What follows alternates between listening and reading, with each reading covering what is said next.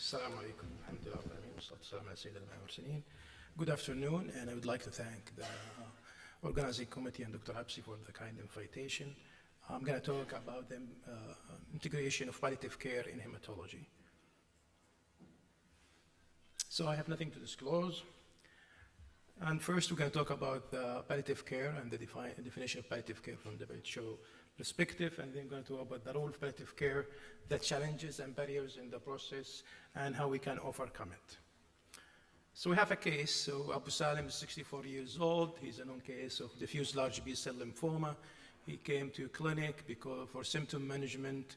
Before you see him in the clinic, his elder son just jumped into the clinic and talked to you that don't tell him anything about his diagnosis. He doesn't know anything about it. So when you see the patient, he complains of pain, low appetite, and low energy. So how are we going to proceed with that? So how common do we see this case in our clinic? In my clinic, I'll say like 10 to 20%. I have this scenario where someone will jump in and tell me, don't tell the patient anything. And I think it's the same story in all over the oncology subspecialties. So palliative care is a holistic approach where we try to improve the quality of life for our patient and their families through controlling the physical symptoms, the spiritual and social, as well as much as we can when they are diagnosing with life-threatening diagnoses like cancer. Our aim is to start from the beginning of the diagnosis, as you know. Unfortunately, this is not the case in most of our cases. Integration is difficult due to different reasons that we're going to talk about later on. As you can see, this is the model that we are suggesting. This is the BOTA model where you can see that integration of palliative and supportive care should be starting from the diagnosis, where the curative treatment will be started associated with palliation of the symptoms that should be done as well till the end. Either the patient will go through the survivorship. We will continue to see the patient to manage their symptoms that can be produced due to the disease itself or due to the anti-cancer treatment that he's taken through his journey. Otherwise, if they're going through the bereavement stage, where we continue to communicate with the family and try to take them through this trip. So the WHO think that the palliative care is a crucial step to all oncology patients, not only just for the hematology, and it should be done for everyone that is needed. The ASCO, and there's a lot of articles in the ASH as well about the early integration of palliative care. I think the importance will be shown later on in some slides about the recent studies that show that as well. What is the challenges that we see in hematology patients that most of the time? That the unpredictable illness trajectory, as you can see from different diagnoses. The long-lasting diagnosis, most of the patients, they will have strong relationship with their physician, and this can be issue for the physician themselves or for their patient when they're trying to stop the treatment or communicate that you have to stop and we have to go for another type of treatment, which is palliation, or think about advanced directive later on.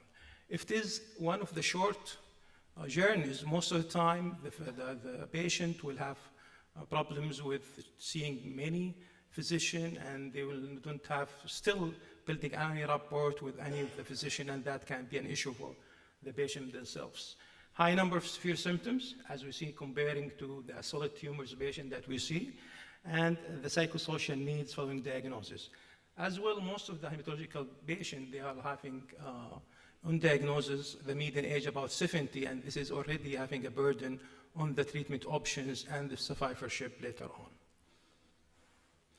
One of the barriers that we see from a point of the hematologist, that palliative care is only an end of life, which is not the case, as you know, all of you.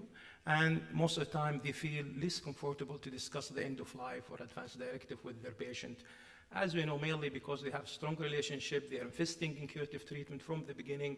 It is difficult later on to discuss other options with their patients. From palliative care physician, the barrier that they think that most of the times that the strong relationship between the hematologist and their patients. Also, late discussion about end of life, and as we can see later, it is not only about North America or the Middle East, other European countries as well. Lack of clear interaction between the specialties as well.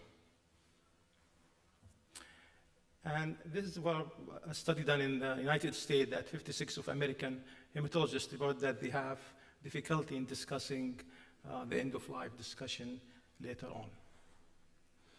This is a study that was done in France, and they're looking around 50,000 patients in hematology malignancies. What we found that around 46% they were think about as a palliative when they are about to die.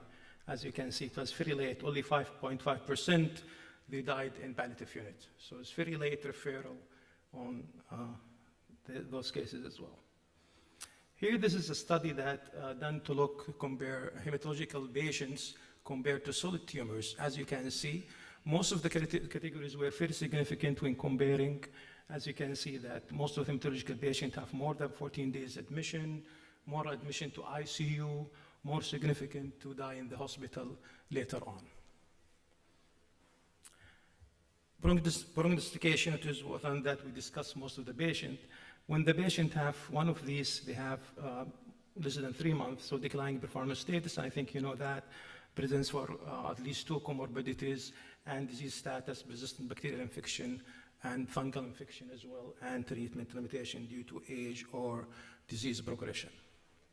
This is another study that look at the aggressive treatment at end of life, comparing solid tumors and hematological disease. As you can see, we have double aggressive treatment, when looking in hematological disease.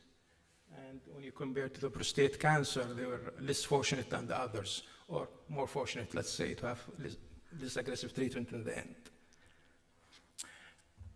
Dr. LeBlanc looked at patients that were admitted to the hospice in the United States.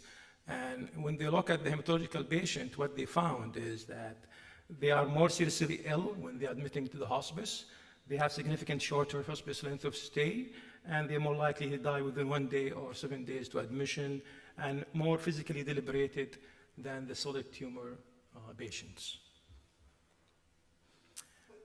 This is the benefit of integration of palliative care in acute myeloid leukemia, a study done by Dr. Jawahari.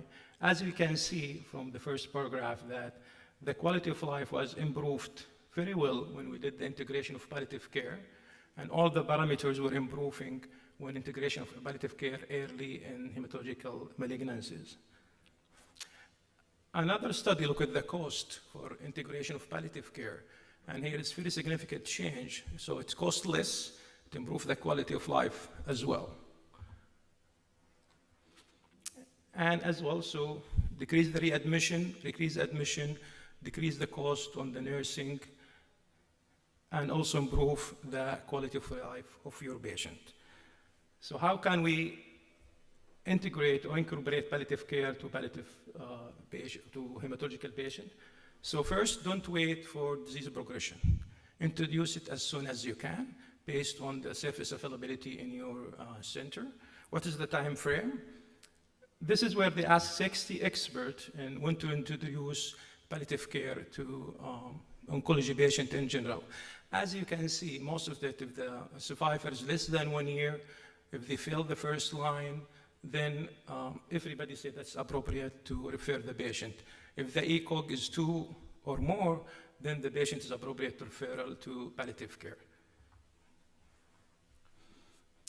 Open communication, and this is one of the most important issues that we struggle when communicating with our patient in palliative or oncology in general. So you have to communicate well with your patient. And doesn't mean that you have to address end of life in the first visit. Just you have to communicate with them well about their diagnosis, prognosis, and choose the appropriate time when you should address these issues, not in the ER when they are dying or at first on admission, as we said. So first, partnership. Always make sure that the patient is, you're partnering them with them and you help them through the journey. And empathy, not sympathy with you. Acknowledge their feeling and apologize if there's any issues there. Respect their feeling and give them time. I know that most of the time we have busy clinic, we don't have time, but put yourself in their shoes and imagine that if it was you or your relative or loved one, are you going to take it in a hurry or just answer all their questions? Legitimize, as I said, their concerns and support them as well. Always try to let them talk more, let them express themselves. So ask more, what do you think? How can I help you? Open-ended question is always the answer for anything, and try to help them through their own concern and questions. There is a study that looked at the preferences of physician and patient from a hematological point of view. As you can see, the red one is the physician and the blue is the patient. Most of the patients were looking to go outside of the hospital as soon as possible, where the physician didn't care about that. They were looking after survivorship. So there is big difference in preferences between the two groups. And I think it is the best that we can go to the middle and try to reduce the gap between our preferences and the patient preferences through communication. Teamwork. Have a team around you to support the patients and the families through their own concerns and help them to go through the journey. And the team should be concerned always about the patient and their family, should have your palliative care physicians, your nurses, and your social worker, religious advisors, spiritual workers, and so on. Shared goals, ensure that all the team members have the same goal that we address for our patients. And symptom management through the journey. And always, as I said, timely palliative care can help through the journey to improve the quality of life and sometimes improve the survivorship as well. How we can achieve that? There's several things that we can say. Either you do the primary palliative care, whereas either you have somebody in your team or you have a family physician that can help you through the process. And you do the secondary when the patient needs more care, you refer them to the consultation services, or when they are admitted to the palliative unit, which is a tertiary palliative care. So all these depend on the services and the resources that you have around you in the center.